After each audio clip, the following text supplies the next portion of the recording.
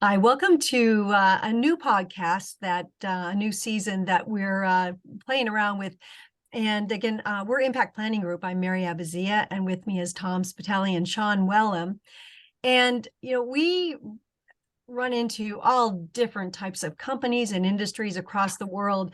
And one thing that just keeps coming up is what is really strategic marketing? And there's so many different flavors of it that we see. And it can be everything from, in some organizations where marketers are really driving the business, they're driving the markets, they're shaping things. And that's more their job. Where in other organizations, it's pretty much they're in charge of doing the collateral. They're designing just the collateral, and there's other people that make all the strategic decisions.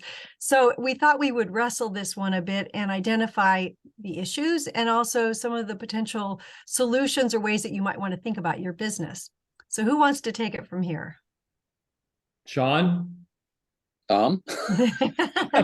Well, okay, I will. Thank you. I would say that part of the issue is, look, when we work with companies on strategy / execution, there's a range of activities, right? There's the activities that a lot of companies call upstream activities, where you're really taking the big picture view of the future of a product or a portfolio. You're trying to figure out trends in impacting that, who the influencers are, what segments and targets, and how well your product competes against competition. Those are typically what we might call upstream activities. And then there's the downstream activities, that include those executional things where you kind of end up figuring out how to maybe position and message a product, and how to get it to the market, how to interface with the sales organization, et cetera. I think our methodologies, our approaches cover all of those activities. And the interesting part of it is in some organizations, there may be as few as one person that's in charge of all of that, or at least, most of the upstream all the way down to the extreme downstream, where then maybe there's an executional marketer that, takes it from there. But the fact of the matter is in many organizations, this is at least two people that are in charge of different aspects of all the things that, need to be done to create success in the marketplace. And it seems to me that the issue is in many companies, those activities aren't joined up as neatly as they should be. And there ends up being a lot of finger pointing, like if those upstream marketers really had given us a little bit better direction on segments, targets, messaging, what they want to really say, we would do a better job on our campaigns. And, on the other side, the upstream people are saying, wow, we did a great job of defining the marketplace and the messaging and the positioning of the product. And, the downstream marketers paid absolutely no attention to that and just went and did their own thing, and it didn't work out. But that's how I kind of see the nature of the issue, is that it's not joined up, and it's oftentimes dispersed across a number of different people. Sean, I want to mention what said to add what you're saying, Tom. Usually we see more of in like industrial type companies, we see one person in charge of all the set of activities as you're describing. In pharma, which I think is probably the most extreme, is especially big pharma, there's one person for each activity. So it's like a whole bunch, and then there's a whole bunch of agencies that are responsible to support those things. So those seem to be kind of the two extremes. And then, you've got medical devices that are somewhere in the middle of that, and oil and gas at times is in one area or the other. So I'm just thinking about where some of these industries sit in those in that span that you're describing. So what's the solution, or maybe we should just kind of peel apart the issues a little bit more. I mean, I think I started by saying that there's just sometimes a lack of coordination between the two halves. What kind of issues does that lead to that you guys have seen? I want to build on what you said a little bit, Tom, that this ambiguity around definition is also an element that holds people back, because marketing means different things to different people, not just different businesses, but different people within the same business will have a different view of marketing or strategic marketing or strategy and all the other words that go around that sort of thing. I think to declutter that, a way to think of it is, why does marketing, however you define it, the commercial function, if you will, exist? And ultimately, it exists to increase sales or profits or margin, either in a very direct and quick way through activation, through lead generation, through a slightly slower way through building positioning, to the long term of long-term brand building and multi-generational product planning to look at the market way over the horizon. So you've got the same whatever you do in broadly in marketing is about increasing sales through one of those methods that I've mentioned. And that, I think, is the starting point of clearing some of the mystery around what these things are by defining first what they're for. What do you think? Yeah, well, I like your idea of decluttering marketing. I thought that was a really good expression, Sean, and it does, the way that you're starting to describe it.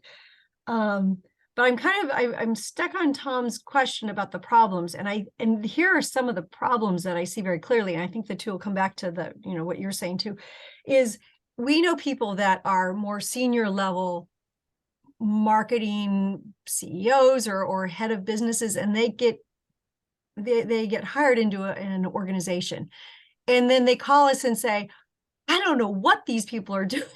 They call themselves marketer. They're all running around. They're a bunch of engineers, and they don't really understand anything about how to do some of the activities that, we've just been describing. And then another version of that is somebody that's lower level, that comes out of college, maybe has 1 or 2 jobs under their belt. They get hired in to be a marketer or strategic marketer, and they get put over in the art department to create collateral, and they're totally frustrated. So those are two scenarios where the organization is just so frustrated with each other because there's just such different expectations that are set. So it's that definition thing again, but definition of what's required. Because if you hired somebody to work in your stores or your warehouse, you don't have them come along and say, yeah, you figure out how you want to manage the inventory and the delivery notes and the ins and the outs and how you communicate with transport and inbound logistics. You don't do that. You say, here's the process. This is what you do. You fill in this form, you hand this form there, you key this into this part of the system, and so on. We don't allow degrees of interpretation or improv when it comes to most things in business. But in marketing, we hire people often by saying, do what you will to achieve this goal. A lot more freedom, and with, I'm going to sound like a Spider-Man quote now, but with great freedom comes great responsibility, because you can really screw things up. And that's part of Tom's point of coordination. If everyone is playing their own tune, you're not going to get a nice orchestral piece, are you? You're going to get a Stockhausen concert. Marketing is one of the functions, maybe one of the few functions where there aren't really some defined rules. I mean, if you're an engineer, if you're a finance person, if you're in the legal department, accounting, there are sets of rules, underlying rules that, you're expected to be trained for. And then, of course, your own skills and talents and ambitions and drive enter into how well you do those things. But in marketing, it's very rare. It's like you just said, Sean, it's like you're just expected to do something that works. And there's not an underlying, set of principles and practices that guide that. And it's amazing and baffling to me that marketing in most companies, or whatever we call this thing, commercialization, strategic marketing, upstream, downstream, whatever we call it, it's allowed to exist without a set of underlying principles that can allow us to say whether what somebody's suggesting or doing is good or bad or right or wrong. How's that happened? Yeah. Well, we have kids that are in college, and looking at what they're allowed to pick now, there's a lot more marketing that colleges, good colleges are offering. And I'm always intrigued by what they're teaching them. And it seems like digital kind of is lifting the waters of interest of marketing. But we know that digital marketing is just another one of those flavors. It fits under the strategic marketing, but if you're doing digital marketing without all of the activities, Tom, that you were describing, the strategic part of it, you're just going to have electronic stuff, but it's not going to do, as Sean's saying, is to achieve our ultimate objectives of really, moving our business forward in a methodical and disciplined way. So, where even at the college level are they setting the right expectations for, what really is good strategic marketing? I don't think it's happening. As a marketing major myself, when I was in college, it's really a set of disconnected, marketing communications courses and public relations and finance for non-financial people, things that teach you sort of like these little elements. But I guess selfishly, I'll say the reason because that's not happening, that's been the basis of our business for 40 years, and I think we have a viable business for at least a little while, because I don't think that's going to change very fast in the academic world. So people like us can come in, and at least for the companies that realize that there is this problem, we can provide some structure so that there is an underlying set of principles. So whoever is managing the function, which is probably something else that we should talk about, who should manage it, but whoever's managing the function finally has a way to kind of look at the output of whether it's an upstream market or a downstream market or whatever you want to call it, and say that's good, bad, or indifferent. And this is what I really need you to do. Take this back and rework this, according to a couple of principles. I think that's what we do, not to make this a commercial for us, but that what we do helps companies that experience it know what good looks like, especially the people or person who is in charge of managing that whole strategic marketing process or commercialization process. Yeah, I think the solution, when you look at it that way, Tom, is a framework that has some degrees of freedom. I said before, you don't turn into the stores or the warehouse and do your own thing. There's very rigid and strict rules, but that doesn't work for marketing because there's so many variables in terms of competitor activity and economic environment and other things that are always moving. It's a very fluid situation. You have to be somewhat flexible, but within a framework. And the most important thing within that framework is this common set of language, this idea that we all know what we're talking about. We started off this by saying marketing itself is ambiguous because it means different things to different people.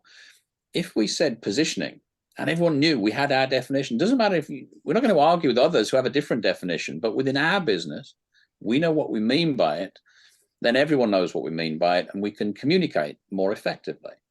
And that's so important because you mentioned PR, Tom, public relations and so forth. When that happens, what press releases are we trying to get out there? They must support our positioning or our future product plans, back to this integration part.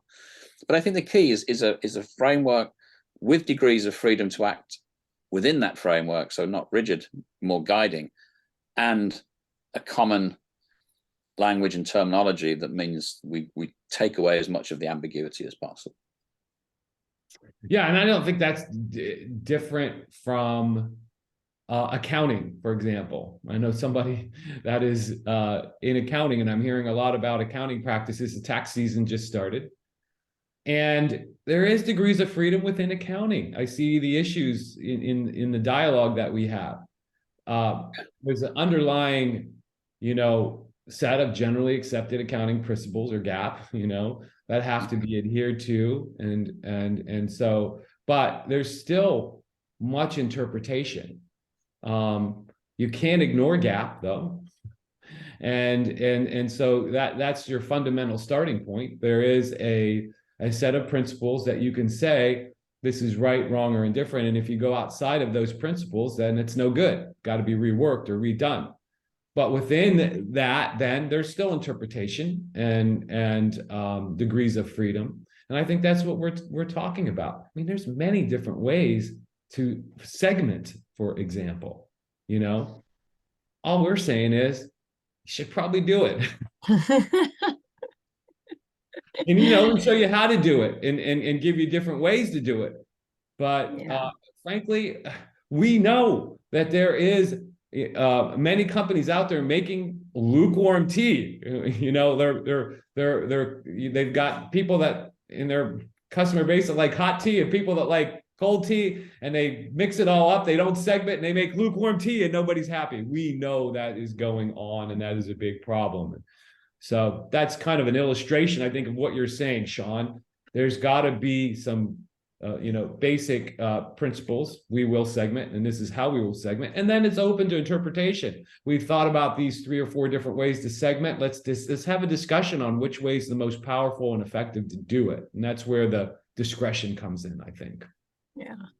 Yeah, no, that's a really good way of looking at it. And I think one of the other misnomers of marketing is you have to do this long process that costs a lot of money. And the beauty of marketing is really, it's a mindset, but it's also even just using a couple of key tools, depending on what you're trying to really solve for. So being able to define the problem clearly with the right people in the room, and then being able to sort out with usually some tools help, a couple of tools to think through, to come up with a decision, that's supported with assumptions that you can then take action on and give other people direction. So I love marketing, and it always, we've been doing this a long time, and yet it still surprises me how, every company we talk to, there's a different flavor of what they think marketing is, and to what degree they have processes and disciplines. So we hope that we've got you thinking about your organization a bit, or if you're in a marketing role, what role are you really playing, and is that the role that the organization needs? So thank you very much for joining us. Thank you.